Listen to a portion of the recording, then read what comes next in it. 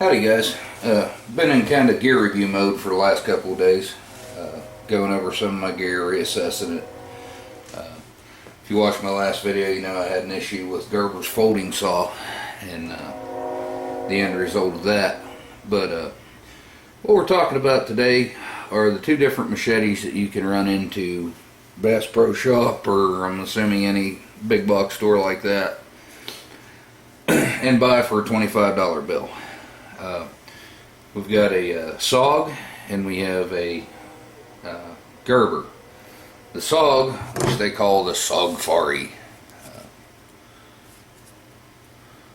can see the name there, SOGfari. Ooh, scary. When you pick it up, the first thing that I notice is it is more of a traditional U.S. military type machete feel. If you take the U.S. military issue machete, it's got a little bit longer handle. Not much, but a little. Get it where you can see it there. But you know, the blade design and length is pretty consistent. Now, if you compare that to the Gerber, if you go to the top of the connection rod, the Gerber, or the top of where the handles connect, you know, the Gerber blade is a touch bit shorter, but you know, effectively not as much. The one thing that was important to me, because of the way I carry these on my pack, they come with a little and both the sheaths they come with are, you know, pretty consistent as far as they're a nylon case with Velcro closure. They've got a few rivets in here. But what I was looking for in a machete was one that would go into the U.S. military high impact plastic sheath as opposed to these nylon things. The nylon's not real easy to affix to the pack, if that's what you're going to do with it. And I don't think those nylon sheaths are a great answer for, you know, big, sharp, sticky, pointy object. Anyway, in the hand, when you pick both of these up, they're pretty equal in weight. I guess I got a scale here. I can tell you exactly what they cost. Reloading scale here.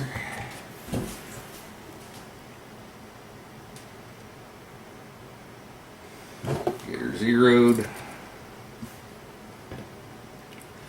The Gerber weighs 1.21 pounds. Our SOG weighs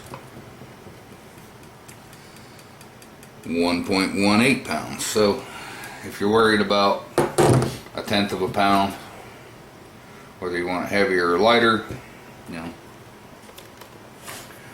take your pick. Now, the SOG on its package had high carbon steel.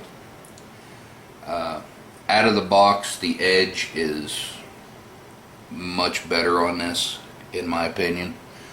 Much finer edge, much sharper edge for cutting. It's got a, obviously it's got a full tang in it because it comes, and I honestly don't know what that thing is for. It's got a piece of the steel left through the handle with ridges on it. I don't know what the purpose of that is. I can think of a couple good uses for it in a fight, but other than that, I really couldn't tell you what it's good for. No lanyard factory, but it's got 3 holes drilled straight into the handle. Easy to put a lanyard on, pull out your handy dandy 550 cord. And it's got the saw back. Now I intend to sit down with a Dremel tool and work over this saw back. I'll actually also probably take the finish off the top of the blade so I could use it for a fire. Using on a flint or steel or a ferrocerium rod or whatever. But ultimately, this is a very good option for a machete. Now the Gerber, and everybody's going to think I'm bashing on Gerber this week, and I'm not. The blade just doesn't feel the same. I don't know if it's high carbon. You can see the Gerber logo. It's I think they call this the Gator. Handle has a little bit different design, may or may not lend to using it. I'm a little concerned with the fact that your hand could slip over their little finger guard there. If you're using it backwards for the saw, it's a little more comfortable use than what the SOG is. The SOG handle is really truly designed for using the sharp end of the blade, and if you turn it over to use the saw back, it just doesn't fit your hand real well. But you turn over the Gerber and it kind of feels a little better in your hand for the use of the saw. Now, I don't know if you're going to be able to see how aggressive the teeth are on this Gerber compared to the way they are on the SOG. For the most point, I'm going to give the better feeling machete, if I was chopping my way through the bush, to the SOG. I don't know that the Gerber would or would not do a bad job. I know I've already spent 30-35 minutes on it, on the blade with the file, trying to get a better edge on it, because I mean it really almost does come to a flat edge, which some people believe that's exactly what you want on a machete. I don't. To me, a machete, not only is a cutting tool through the bush, but it's also a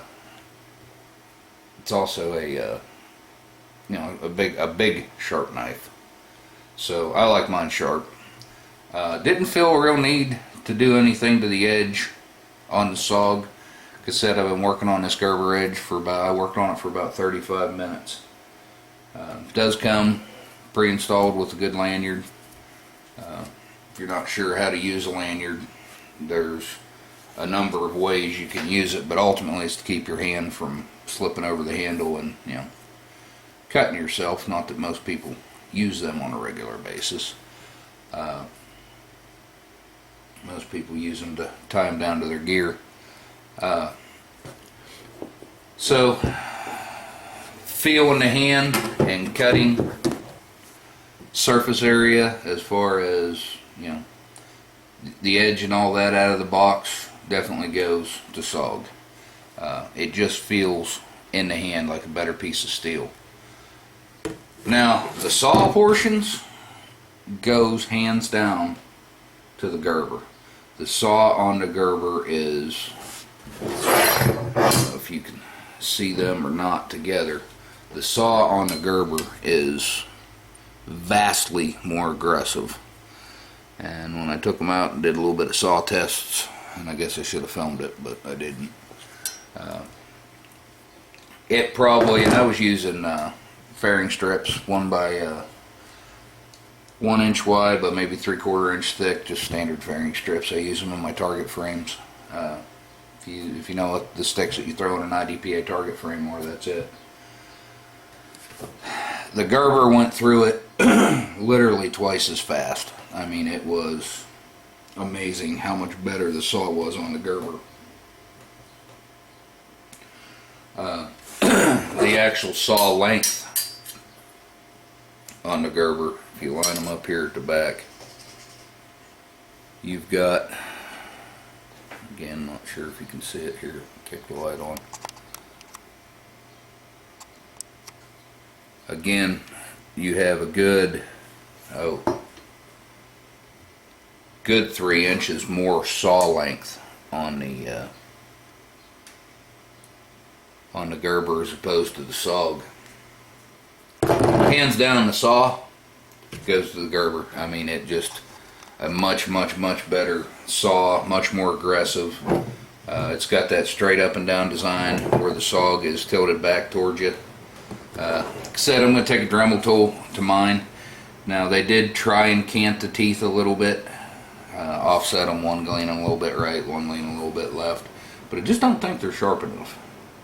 So like I said, I'm going to take a Dremel tool to them, spend a little time trying to sharpen them up a little bit and see if I can turn that into a little bit better saw. The end of the day, my preference, I'm going to go with the SOG as far as what I'm going to put in my pack. Now my boy is going to end up with this Gerber, because it's not, don't get me wrong, it's not a bad piece of steel. I think the difference in the blades, I mean, you can feel a notable, this, and I'm not sure of this, don't quote me on this Gerber feels like spring steel. The SOG feels more like knife steel. So I don't know.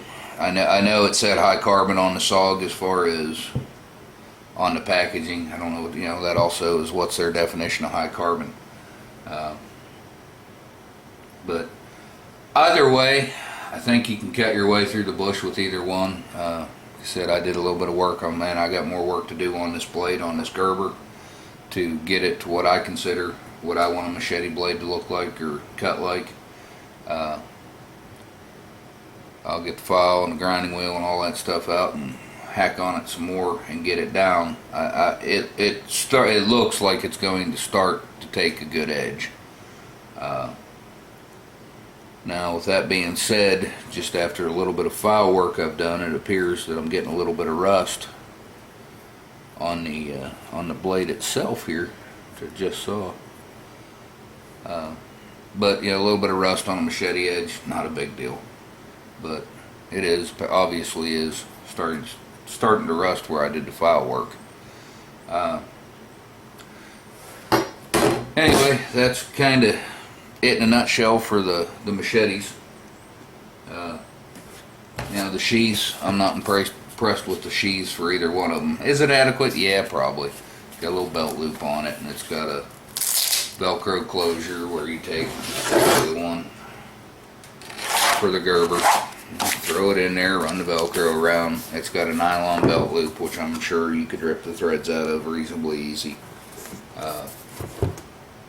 So anyway, that's kind of it for that. Little side note here for those in Oklahoma. Was up at Camo Corner in just outside of Stillwater, Oklahoma, the Army surplus store up there. And he has got a good deal going if you're looking for a good camelback. These are current issue USGI. I assume they're current issue. I guess I don't know that. I'm not currently being issued one. But they're the new camo pattern anyway. Made by Camelback.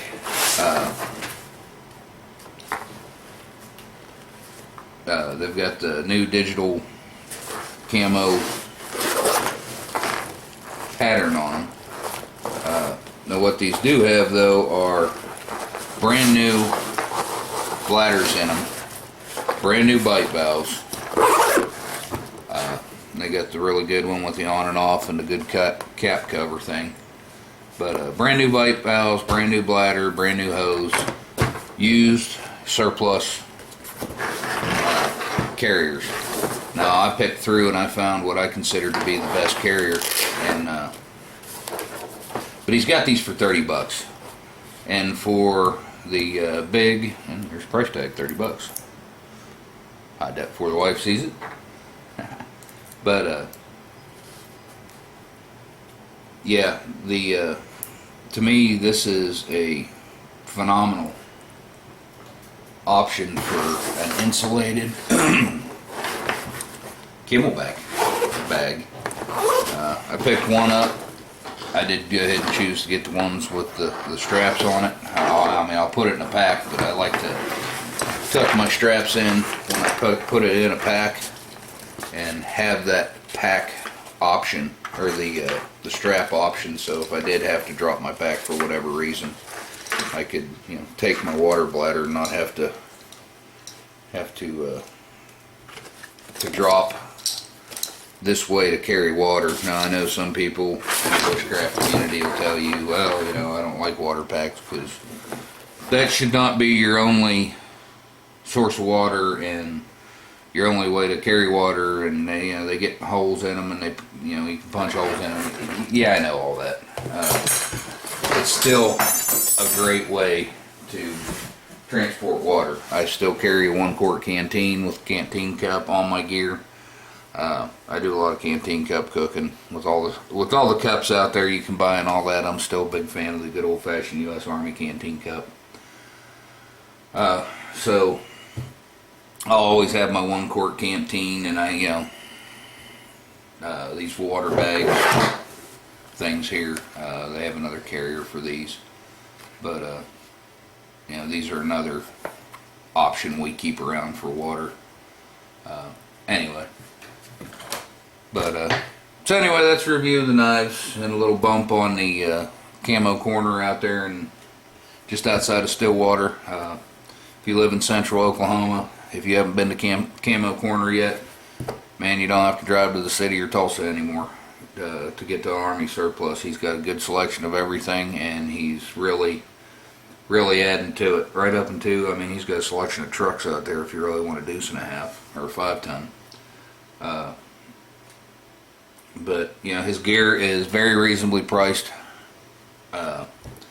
Actually, his prices are probably better than what I found in the city and in Tulsa, item for item. Guys out there, his name's Will Rogers. He is absolutely a good guy. Good equipment, fair price. I mean, good people to go see. Go check them out. If you don't live in central Oklahoma, you can get on his website. I'm sure it's something along the lines of camocorner.com. Oh, actually, I just linked him up on my website, which you'll find the link to below in the notes on this video. I'm sure he'll ship you one at a reasonable price. I don't know how vast his quantity of these is. He had a couple shelves full of them, but I would say once people find them, they're not going to last at $30 a piece. I have seen this Camelback retail, oh wow, 119, 120 bucks. So 30 bucks is a good deal. Anyway, appreciate you watching. And if you like the videos I'm putting out, go ahead and give me a thumbs up, subscribe, whatever. Check out the website and check out the web forum. We're trying to build a new web forum. I need some knowledgeable people and some not knowledgeable people. I need knowledgeable people to answer questions, and I need people to ask good questions for them to answer. I'd like to turn that into a real great shooting / bushcraft community where you can go for a good resource. Appreciate you watching, and we'll catch you next time.